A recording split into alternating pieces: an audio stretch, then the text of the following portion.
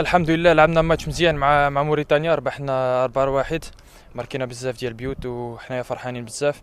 بحق كاين باقي لي شوز اللي خصنا ناميليوريه ونبريباريو مزيان لا كوب دافريك ان شاء الله باش نفرحوا بلادنا، الوالدين وكل شيء اللي معانا، وان شاء الله نديروا شي حاجه كبيره.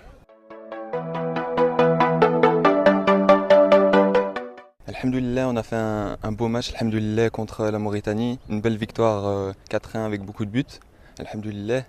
Maintenant, on doit se concentrer et travailler les petits défauts pour être prêt pour la Coupe d'Afrique, Inch'Allah, pour qu'on fasse quelque chose de bien.